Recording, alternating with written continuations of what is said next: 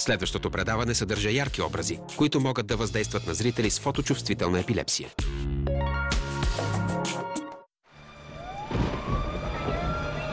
Когато следователи се опитват да разберат една самолетна катастрофа, най-важна за тях е черната кутия. Тя записва всичко, случващо се в кабината. Виж това. Накъде е писта С? И информира следователите за важни разговори. Проклятие започва да вали. Норд-Уест 255, писта 3 е свободна, имате разрешение за излитане.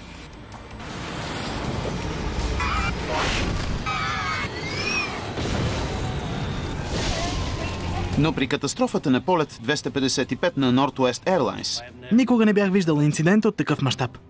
не било важно чутото на записа, Нещо не е наред.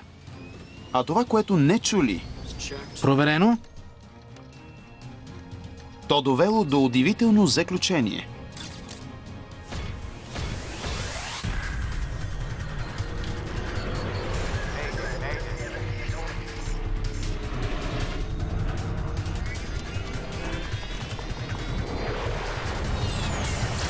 Разследване на самолетни катастрофи.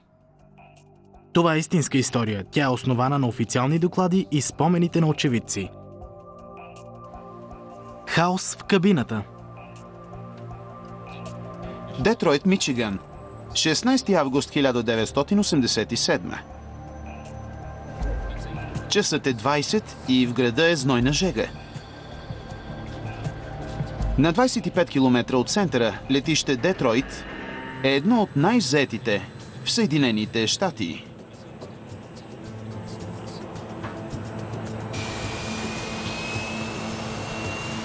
Повече от 11 000 самолета използват 4-те му писти всеки ден. Днес един от тях е полет 255 на Northwest Airlines до Феникс, Аризона. Пилот е капитан Джон Маус. Роден в Лас Вегас, 57-годишният Маус е пилот-ветеран.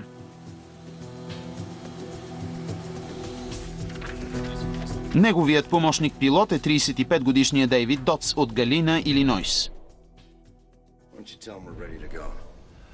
И двамата имат години опит на такъв вид самолет. Макдоналд Дъглас 80, познат още като Супер 80 и второ поколение DC-9. МД-80 е доста по-дълъг, с помощни двигатели. Можеше да пренася повече хора. По тази причина беше по-доходен за авиокомпаниите от DC-9.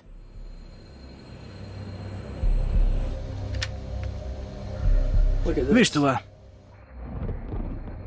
Небето между Детройт и Феникс е изпълнено с бури. Няколко от тях се придвижват бързо към летището. Тук има линия. Денят е бил дълъг за екипажа.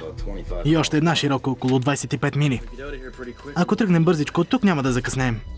Вече са прелетели от Минеаполис, Минесота до Сагинал, Мичиган и после до Детройт. Феникс е следващата им спирка по пътя към Санта Ана, Калифорния. Ако изчакаме бурите да се разпръснат, ще закъснеем много. Ако времето ги забави, Да. може да не стигнат до последната си спирка.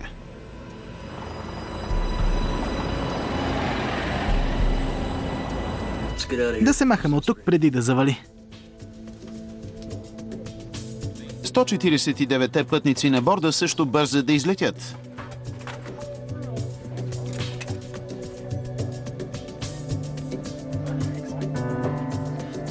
Пола Чикън и семейството й са били на гости на роднини. Прибират се от дома в Аризона. Дъщеря и Сесилия е само на 4 годинки. Изглежда всичкият багаж е качен. Защо не им кажеш, че сме готови? Полет 255 на Делта 15. Полет 255 закъснява с половин час. Имате разрешение за излитане. Добре, имаме разрешение. Да направим проверка. Спирачки. В изправност. Отоплението на стъклото е включено. Повдигащи помпи. Имаме 6. Налягане в кабината проверено. Помощни хидравлични помпи включени и проверени. Проклятие! Ще завали. За да избегнат бурите, те трябва да излетят веднага. Всичко работи. Проверка на системите е приключена. Полет 255 започва заход от изхода към пистата. Northwest 255. Но поради лошото време, Northwest 255. Заходете към писта номер 3C. от контрол на полета ги пренасочват към друга писта.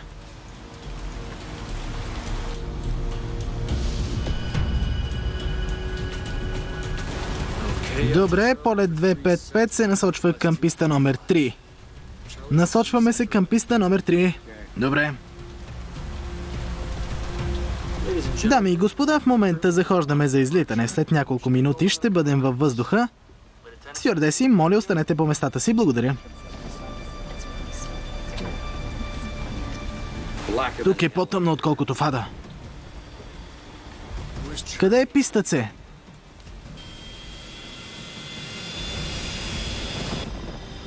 Докато стигна до указаната писта, вече закъсняват с 45 минути.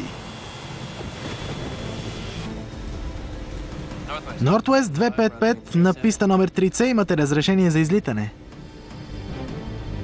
След 70 секунди и 65 000 кг пътници и самолет ускоряват по писта номер 3. Но моменти преди излитането Маус открива, че не може да включи автоматичното ускоряване. Не се включва. Нещо не е наред. Компютърът му не е в режим за излитане. Вече е включен. Добре. Скорост 100 възела. С 313 км в час. Сега завърти. Пилотите издигат носа на самолета, но нещо друго се обърква. На по-малко от 15 метра над земята самолетът се завърта от една на друга страна. Спасителен хеликоптер 102. Свива вляво и удря стълб. Извън контрол, полет 255 се удря в земята.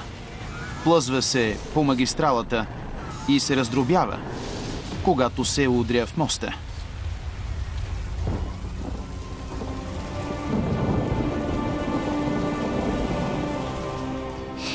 Молех се всички да са оцелели, но мислех, че самолетът е бил малък, защото стана много бързо. Не знаех, че е бил толкова голям. Беше ужасно. Видях как самолета минава през виадукта като голяма огнена топка. Извикаха ни в една дъждовна неделна вечер. Казаха ни, че е паднал самолет и настроението ни се промени. Един от нашите, Дан, ме погледна и каза: "Надявам се да е малък."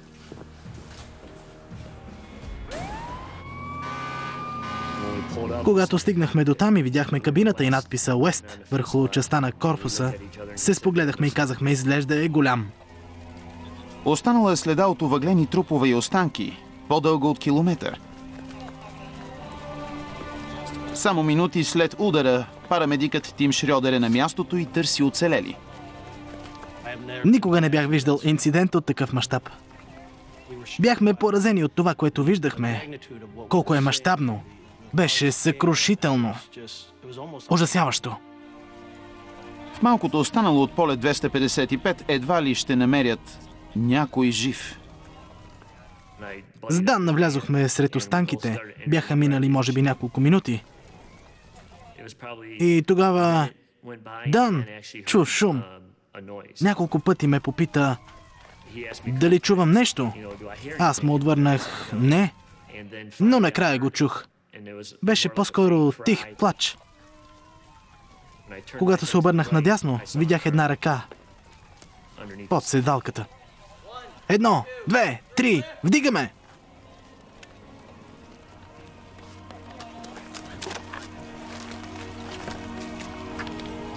Тя беше покрита с кръв и сажди. Някак 4-годишната Сесилия Чика не преживяла катастрофата, но е тежко ранена. Тим Шрьодер бързо тръгва с нея към болницата. Сред останките намерихме живо 4-годишно момиче. Пулсът е много слаб. Щом Сесилия е оцеляла, може би има и други.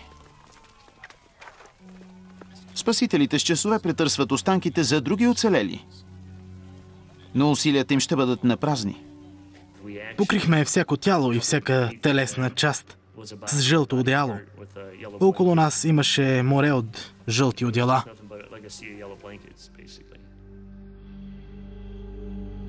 Northwest Airlines казаха, че 144 пътници и екипажа на борда на самолета са загинали. Капитан Маус и помощник пилот Доц загиват при катастрофата. Други двама души са загинали, когато колите им са ударени от самолета. Това е втората най-тежка катастрофа в историята на Съединените щати.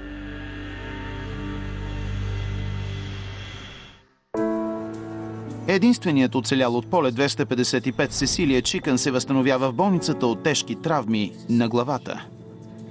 Въпреки раните и докторите казват, че ще оцелее. Може би Господ е бил с нея в онази вечер. Само часове след катастрофата, следователят Джак Дрейк и неговият екип от Националния съвет за транспортна безопасност започват да търсят следи.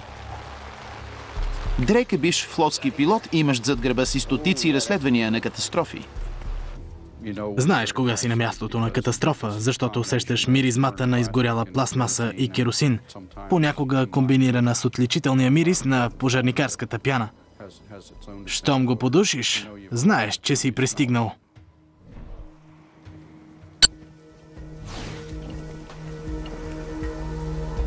Дрейк и екипът му се отнасят към мястото като место происшествие. Екипът ни се състоеше от 12 или 13 специалисти. Някои от които отиват на място, други си вършат работата другаде. Те се заемат да изследват всяка част от останките, за да разберат какво се е случило.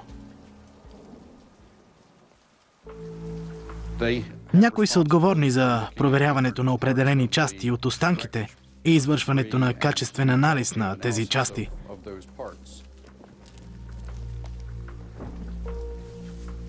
Винаги първо търсим рекордерите, наричани са също черни кутии, въпреки че обикновено са оранжеви. Информацията е добре защитена, защото се намира в стоманена кутия, която е устойчива на топлина и удар. По 60-те години самолетите са задължени да правят записи на информацията на полета и разговорите.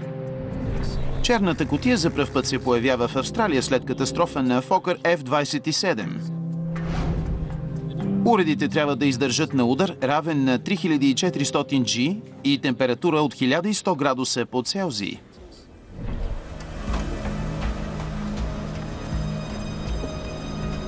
Записите на разговорите са непокътнати, но информацията на полета е повредена. В нея може би са единствените следи, които могат да помогнат за разрешаването на мистерията. И двете устройства са изпратени в лаборатория във Вашингтон.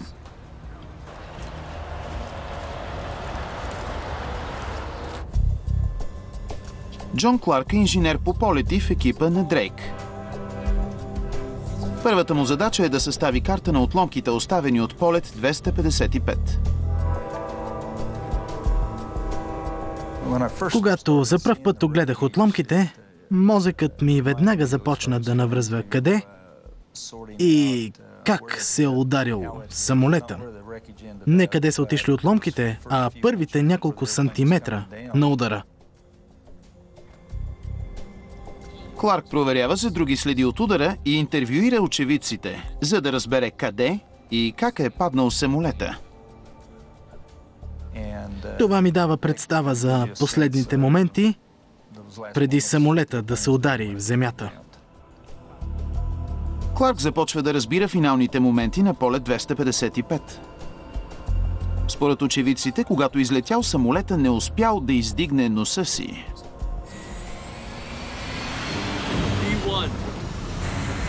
Завъртане? Това показва, че самолетът явно не е имал достатъчно мощност да излети, че не е набрал достатъчно скорост или че силни ветрове са му попречили да излети. Очевидците предоставят важна следа на следователите. Видели сте огън в двигателя? Няколко души, включително и авиодиспетчер, видели огън от двигателя на самолета преди катастрофата.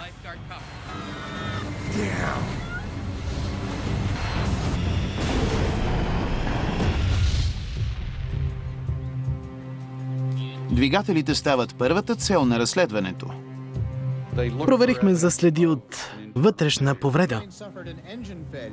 Следователите скоро научават, че по-малко от месец по-рано един от двигателите е бил повреден при удар с чужд обект. Той бил поправен и механиците направили проверка на функционирането му.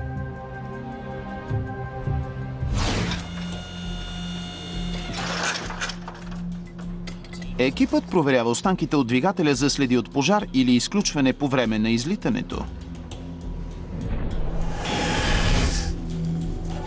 Въпреки показанията на очевидците, те не откриват доказателства за пожар или повреда. Според информацията, двигателят е работил нормално. Скорост 100 възело. Пламъците били в резултат от пробиването на горивния резервоар след сблъсъка със стълба. Огънят не е причинил катастрофата. За да могат Дрейк и екипа му да разрешат мистерията, трябва да знаят със сигурност какво е станало през последните мигове на полет 255. Мисля, че най-полезните доказателства са сред записите на данните на полета. Те не ти казват нищо за времето, но ти казват параметрите на самолета, както и функционирането му секунда по секунда, а за някои параметри дори на четвърт от секундата. Но техниците в лабораторията не са успели да извлекат цялата информация от черната кутия. Изпращат я на производителите, за да видят дали те ще успеят.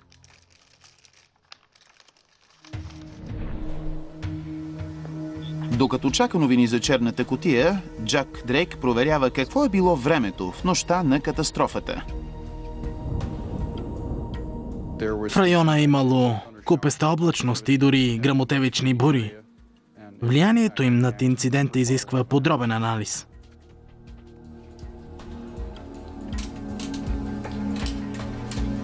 Дрейк се пита как е повлияла бурята на полет 255. Той прослушва записа на черната кутия за следи. Открива, че лошото време е притеснило екипажа. Да се махаме от тук преди да завали. Исусе, виж това! Дрейк забелязва, че по курса на полета имало няколко бури и те са се приближавали към Детройт. Има линия тук и линия между тези две. И още една широка около 25 мили. Гръмотевичните бури могат да създадат голяма опасност за пилотите. Тъй като в района е имало много бури, винаги се притесняваме за микропориви. Микропориви се появяват, когато колони от въздух се изстрелват към земята. Когато през тях минава самолет, вятърът го удря от всички посоки, правейки управлението трудно.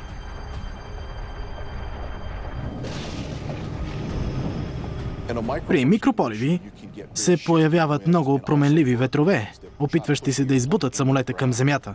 Може да попаднете в много силен вятър, който да изпрати самолета надолу. От екипажа се иска много агресивен начин на летене. Това необичайно поведение на времето е убивало и преди.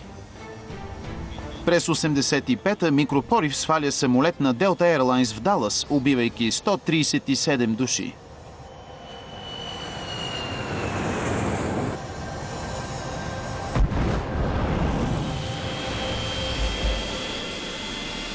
По време на инцидента в Детройт по летищата не е имало устройства, които да засичат микропоривите.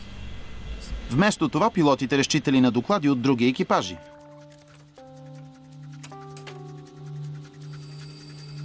Джак Дрейк открива, че 27 минути преди излитането капитан Маус и помощник пилот Доц са получили такова предупреждение.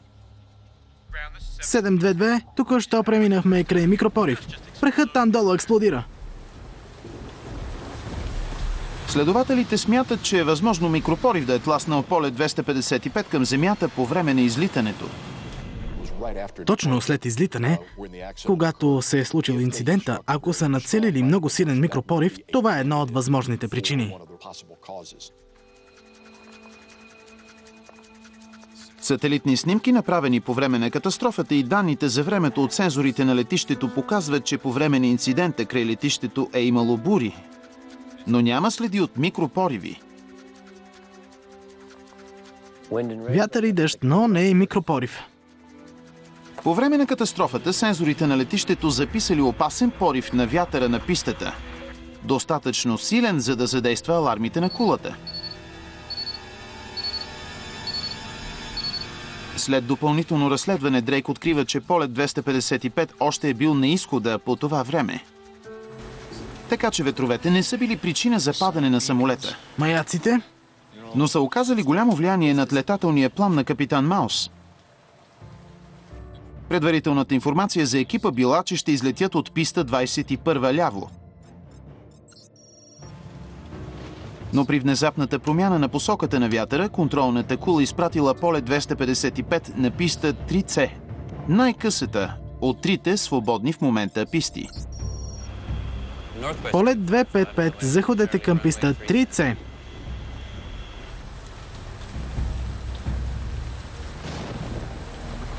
Разбрано. Полет 255 захожда към писта 3C. Поемаме към писта 3C. Разбрано. Авиодиспетчерите преразпределят самолетите да излитат срещу вятъра. Допълнителният вятър на самолетното крило го издига по-лесно от земята. Излитането срещу вятъра е по-безопасно, но излитането от по-къса писта означава, че ДОЦ ще трябва да пресметне наново теглото на самолета при излитане. Ако има смяна на пистата, трябва отново да се определи дали теглото на самолета ще му позволи да ускори и да излети безопасно. Променливите варират в зависимост от пистата, температурата, надморската височина. Може би помощник пилот ДОЦ е направил грешка в изчисленията. 40-4-4.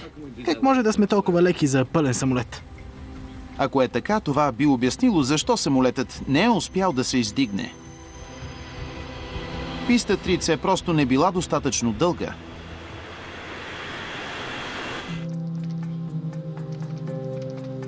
Използвайки пресмятания, базирани на средното тегло на багажа и пътниците на борда, екипът на Дрейк потвърждава сметките на ДОЦ.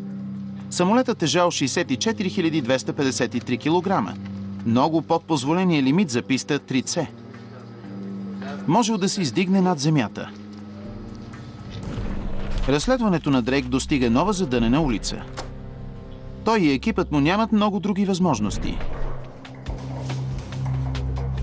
Докато техниците оправят повреденото записващо устройство, екипът трябва да разчита на физически доказателства, намерени на мястото на катастрофата. Но щом следователите проверяват главната конзола на кабината, те са принудени да помислят над почти невероятна причина. Така ли е била намерена? За да издигнат самолета, задкрилките на крилата трябва да достигнат позиция от 11 градуса. Но щетите по лоста за задкрилките показват, че те са били спуснати при катастрофата. Щифтът има белег отляво. Това се случва, защото самолетът спира много внезапно. Ръчката се мята наоколо и ударът на метал в метал е подсилен от катастрофата. Това показва, че задкрилките и предкрилките вероятно са били прибрани. Предкрилките и задкрилките са продължения, плъзгащи се отпред и отзад на крилото. Те правят крилото по-голямо, позволявайки му да издигне по-голямо тегло. При излитане трябва да бъдат вдигнати. Ако през повечето време предкрилките са спуснати, при модерните самолети не може да постигнете излитане. Ако екипажът се е опитал да излети с спуснати задкрилки, това е била впечатляваща грешка. Завъртане. Но пилот, който е бил точно зад полет 255 на пистата, е сигурен, че задкрилките са били вдигнати. Сигурен ли сте, че са били вдигнати? Пилоти от друг самолет, които са били до мястото, от което е започнало излитането, ни казаха, че задкрилките и предкрилките са били в нормална позиция. Следователите не могат да бъдат сигурни дали задкрилките са били вдигнати или не. Следите са някъде сред морето от отломки на мястото на катастрофата. Накрая те намират нужните доказателства в част от лявото крило. Всеки компонент от системата за предкрилките си има собствен двигателен механизъм и един от тях е бил повреден от стълба, минал през крилото. 5 метра от лявото крило са били откъснати. Кабелът, контролиращ предкрилките, бил прерязан, когато крилото ударило стълба.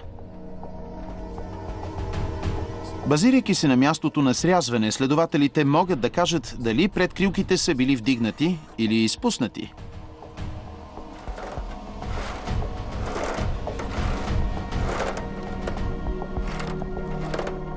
Сравнението на краищата на двата прерязани кабела ни показва, че предкрилките са били напълно прибрани.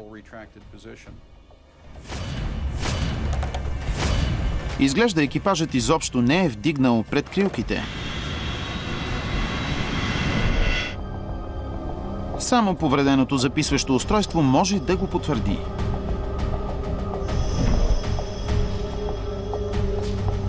За щастие, техниците най-сетне успяват да спасят данните. Дигиталната история на полет 255 до момента на катастрофата. Знаех, че ако имаме добро устройство, ще успеем да си върнем данните. Записаните данни ви дават историята във времето, комбинирана с физическите доказателства или щетите. Както е и очаквано, данните потвърждават тезата на следователите.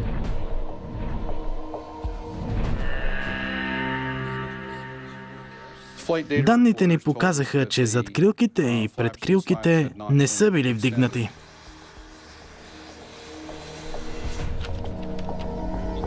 Това е голям пробив. Дрейк вече знае какво е свалило полет 255. Но записът на данните не предоставя отговор на по-тревожен въпрос. Защо не са вдигнали задкрилките? По някаква причина опитен екипаж е забравил една от най-основните стъпки при издигането на самолет от земята.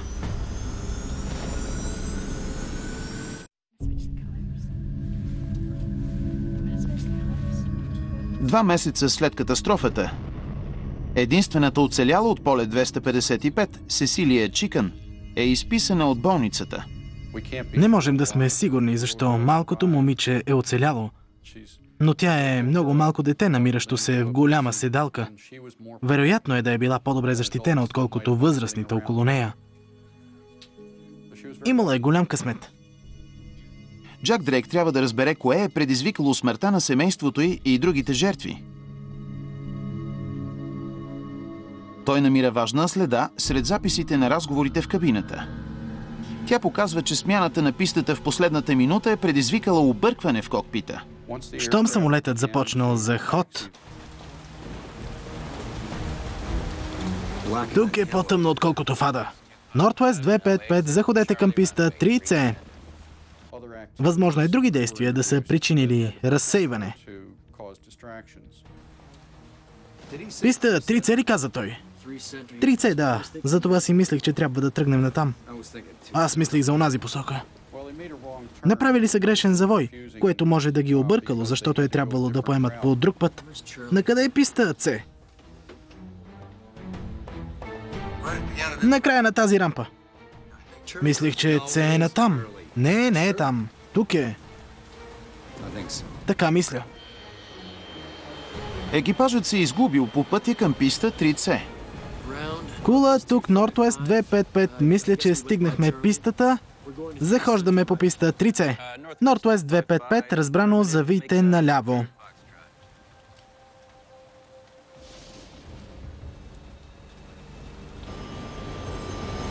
Най-сетне стигнали до пистата с 45 минути закъснение. Дами и господа, в момента захождаме за излитане. След няколко минути ще бъдем във въздуха. Стюардеси, моля, останете по местата си. Благодаря.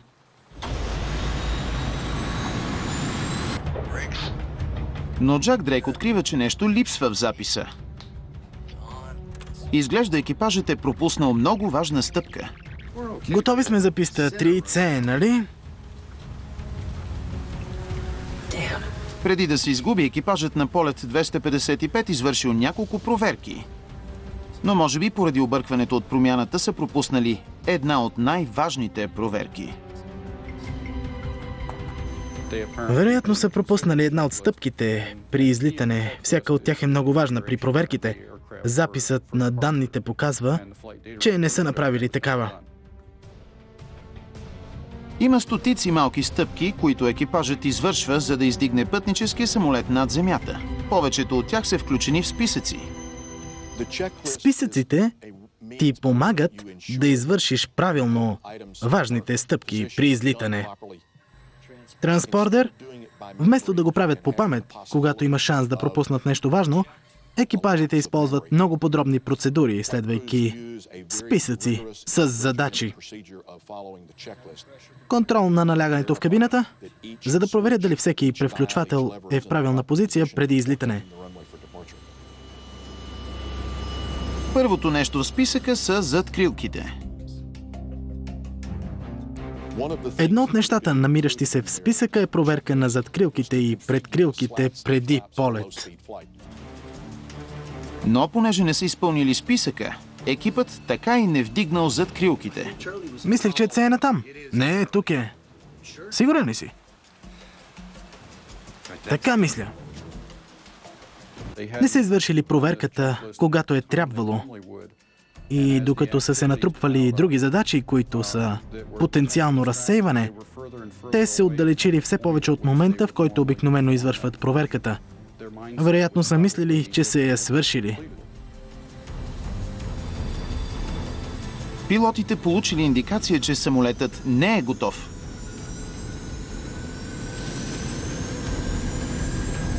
По време на излитане не могли да включат автоматична тяга, защото компютърът не е бил в режим за излитане.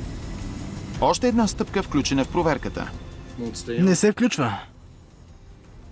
Нещо не е наред. Това трябвало да им напомни, че не са извършили проверката. Ако в този момент са се усетили, че е възможно да са пропуснали нещо от списъка, това е щяло да спре излитането. Включи се. 100 възела. Добре. Очевидно това не се е случило и излитането е продължило. С катастрофални резултати.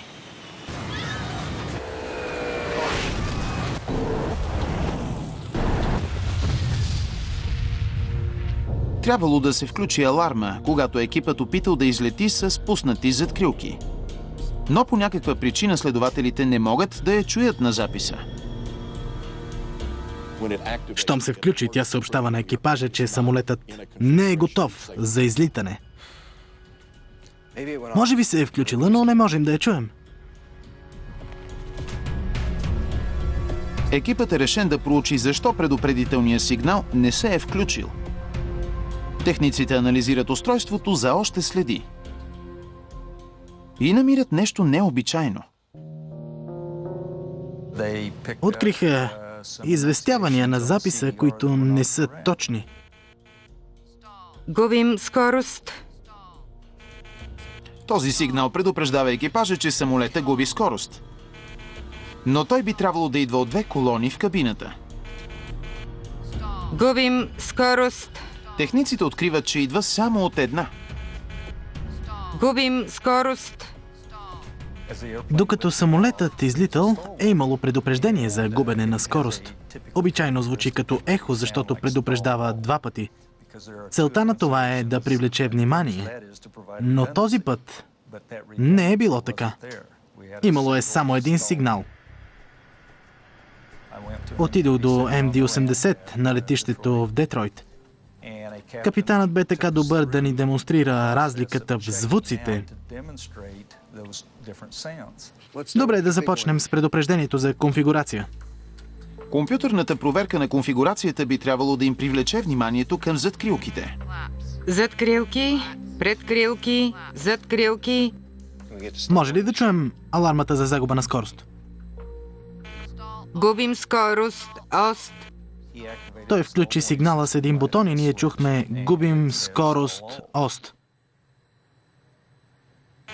Гласът от левия говорител е малко по-различен от десния, както би трябвало. Но Кларк не чул това от записа на поле 255. Можем ли да го направим да звучи така? Губим скорост. За да получи единичен сигнал, той трябваше да спре захранването към единия или другия говорител. Демонстрира го, като извади прекъсвача P40. Прекъсвачът е електрически ключ, който предпазва веригата от щети и претоварване. Прекъсвач P40 е много важен за разследването.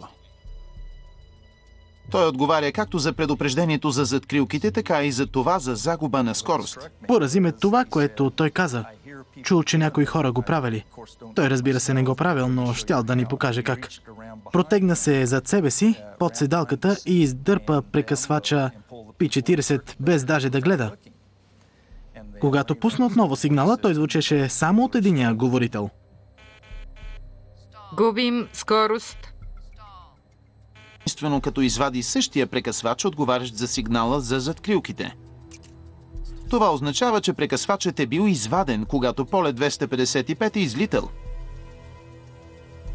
Тогава Джон Кларк забелязва нещо друго, свързано с прекъсвач P40. Двете страни на прекъсвача приличаха на отпечатъци, събрали масло и мърсотия през годините.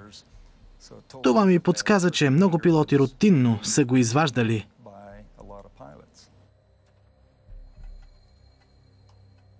Можете ли да ми кажете защо е толкова изхабен? Излиза, че предупреждението на компютъра може да дразни пилотите. Ако правиш проверка на двигателите, може да включиш малко повече тяга и тогава ще се включи алармната система. Пилотите издърпват прекъсвача, за да я спрат.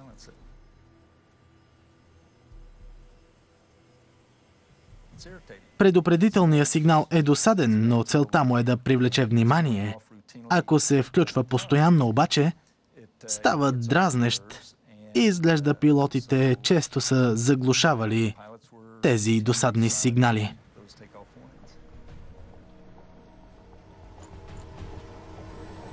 Следователите смятат, че екипажът на полет 255 е изключил прекъсвача, за да избегне досадните сигнали. После, покрай забавянето след смяната на пистата и наближаващата буря, те продължили с излитането, без да направят проверката. Това обяснява защо алармата не се е включила, когато са излитали с пуснати задкрилки. Не знаем дали пилотът е извадил прекъсвача специално за този полет. Определено е била направена една грешка, може би и две. Но имайки предвид колко често пилотите са изваждали прекъсвача, както и техните обяснения, е напълно възможно да го е направил. Изглежда падането на полет 255 е предизвикано от пилотска грешка.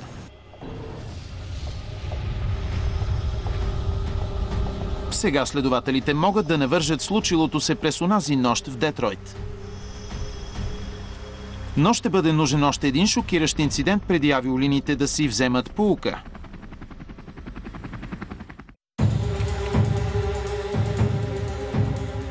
Екипът на Джак Дрейк е открил какво е предизвикало катастрофата на полет 255. Но не може да го предотврати. Година по-късно в Далас полет 1141 на Делта пробва да излети без да вдигне задкрилките. Следователите, работили по случая с полет 255, са шокирани. Бях много разстроен да разбера, че друга авиокомпания е направила същото с друг вид самолет, само около година по-късно. Катастрофата на Делта открила потенциално смъртоносни грешки Проверка преди излитане. в списъците, които пилотите трябвало да следват. Катастрофите на Делта и Норт-Уест убили 170 души и причините били плашещо идентични. И в двата случая пилотите били претоварени с работа. Господи, виж това! Норт-Уест 255, отправете се към писта 3C. Махаме се бързо от тук, няма да закъснем. И в двата случая пилотите не извършили важни стъпки от проверката.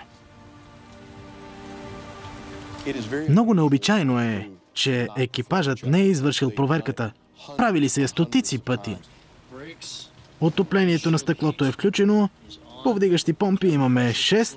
Налягане в кабината проверено. Обичайната процедура била малко по-взискателна. В резултат на това те са я пропуснали.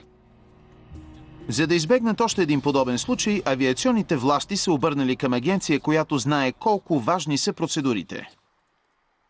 4, 3, 2, Discovery, излитаме. НАСА.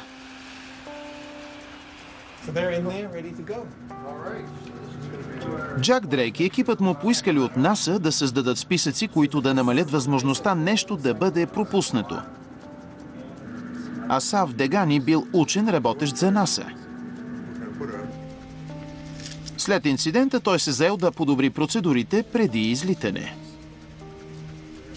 Прегледахме всички изследвания, свързани с проверките и процедурите. И всъщност не можехме да открием нищо. Така че Дегани трябвало да започне от нулата. Но има десетки различни списъци за проверяване. Повечето списъци на полет 255 били принтирани на една карта. Те описвали какво трябва да направи екипажа, но не им позволявали да следят какво е направено и какво не. По време на катастрофата на Нортуест били използвани няколко вида механични проверки. Щатската авиация използвала свитъчен списък. Щом една задача била изпълнена, пилотът преминавал към следващата. Американските авиолинии използвали система, позволяваща на пилотите да покриват извършените задачи с пластмасово капаче, за да се виждат само неизпълнените задачи. Асаф Дегани искал да провери лично как пилотите извършват проверките. Искал да направи така, че да е малко вероятно да сбъркат. Седял в кабините и наблюдавал 42 различни екипажа в действие. Заключението му – много от списъците са зле създадени. Има определен начин за проверка на системите. Идеята е да предотвратим случай, в който проверяват нещо тук, а после друго там. Списъкът трябва да има логична последователност, а не да бъде хаотичен. Дегани открил и много по-сериозен проблем с списъците. Ако пилотите бъдат прекъснати, понякога забравят докъде са стигнали. Трансподер проверен. В много случаи пилотите извършват няколко задачи, но от контролната кула им се обаждат и ги прекъсват. Нортуест 255. Заходете към писта номер 3C. Те отново се захващат с проверката, но пропускат нещо и накрая смятат, че са свършили всичко от списъка. Това много ни притесни. За да подсигурят, че няма да бъдат пропускани важни стъпки, авиолиниите обучават пилотите да започват списъците от начало, ако бъдат прекъснати. Асаф Дегани отново вижда проблем. Открихме, че ако списъците са много дълги и подробни, това затруднява екипажа и понякога те не искат да започнат от начало. За да обърне внимание на проблема, Дегани предлага промени в индустрията. Една от препоръките ни бе дългите списъци да бъдат разделени на по-малки части. Така, ако има прекъсване, повтарянето на 5 стъпки не е такъв проблем, както повтарянето на 20. Дегани дори предложил на компаниите определен шрифт, за да бъде по-лесно на пилотите да го четат. Вероятно най-големият напредък за списъците е преминаването от хартия към компютър. По онова време компютърната технология навлизаше в пилотската кабина и беше добра идея да помислим за електронни списъци. Днес Дегани и екипът му проучват умни списъци, които следят извършените стъпки. Те осигуряват на пилотите визуална индикация и понякога дори съобщават за успешното извършване на дадена стъпка. Електронните списъци ви показват коя стъпка е извършена и коя не.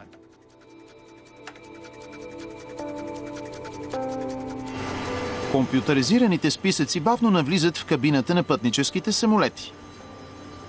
Благодарение на тях е много малко вероятно да се случи инцидент като този с Northwest 255. Направена е също така и модификация на алармената система в самолетите, премахваща досадните сигнали. Предупреждението за задкрилките вече се включва само когато самолетът наистина излита.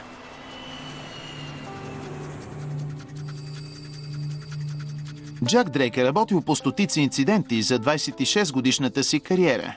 Катастрофата на полет 255 му дала ценен урок. Това е много важен пример, защо трябва да бъдат извършвани проверките, при това изцяло, преди излитането. Така този случай се превърна в част от обучението на практически всяка авиокомпания по света. Този случай е следствие на серия събития. Промяна на пистата, претоварване на пилотите, недоглеждане, отказване на сигналната система. Свържете всичко това във верига и получавате катастрофа. Ако само една от връзките липсваше, нямаше да има и инцидент. Полет 255 ще бъде запомнен и с единствения оцелял – Сесилия Чикън. Тя никога не е говорила публично за смъртта на семейството си, но поддържа връзка с хората, които са я спасили през онази нощ. Тя е изпълнена с живот и разговорите, които водим, са свързани с спортуването й, с съпруга й, почивките. Тя каза, че може би някой ден ще излезе пред света и ще каже на всички какво прави Сесилия. Преводач Любен Марковски. Текста четоха артистите Лидия Михова, Иво Райков, Кирил Ивайлов. Тон режисьор Анета Арнаудова. Режисьор на доблажа Милена Манчева. Студио Медиа Линк.